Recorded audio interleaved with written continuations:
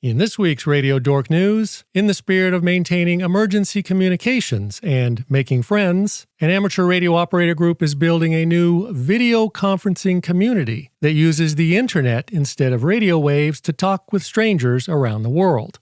As reported by the Amateur Radio Daily website, the new online-only video group is for licensed ham radio operators worldwide and is intended to support and build face-to-face relationships.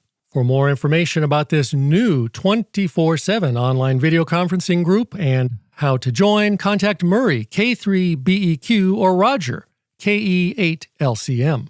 Radio authorities in Japan have reported multiple enforcement actions throughout the months of June and July, including warnings, fines, and administrative suspensions for unlicensed amateur radio installations aboard ships and in vehicles. As reported by the hamlife.jp website, one of those caught up in the sting was a 52-year-old resident of Shishua City who was subsequently sentenced to 42 months of administrative suspension for illegally operating a two-way radio in his vehicle, a violation of Article 4 of the Radio Act of Japan.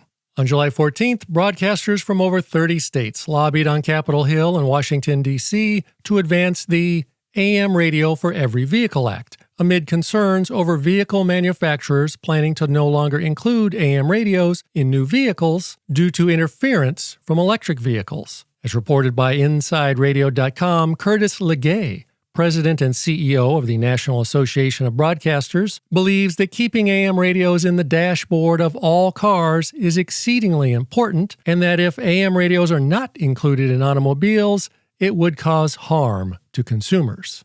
A Kentucky family has filed a civil lawsuit against their county school board and the sheriff's department, alleging that in January of 2025, an off-duty sheriff's deputy seized the amateur radio equipment of a licensed high school student after reports that the student was transmitting on a public, non-law enforcement frequency that his amateur radio license authorized him to use. The 51-page lawsuit goes on to allege that the unidentified student's civil rights were further violated when the school further retaliated by suspending him from class and having his father arrested when he tried to intervene with the equipment seizures. All charges were later dropped by the county district court after ruling that the seizure of the equipment without a warrant was illegal and inadmissible in court, resulting in the sheriff's deputy that carried out the seizure being suspended from the sheriff's department. The lawsuit claims that the student, identified only as LB,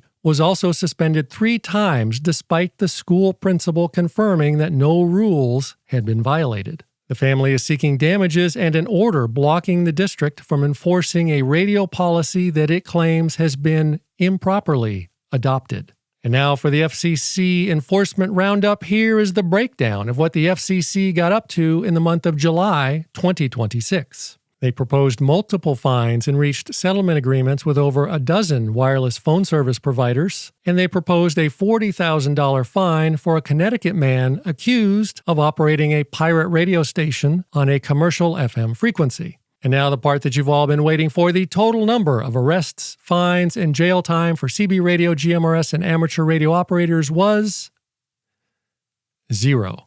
And that's all of the Radio Dork news that is fit to print. Join me again next week, or sooner, when I may or may not do this again. Good night, and good luck.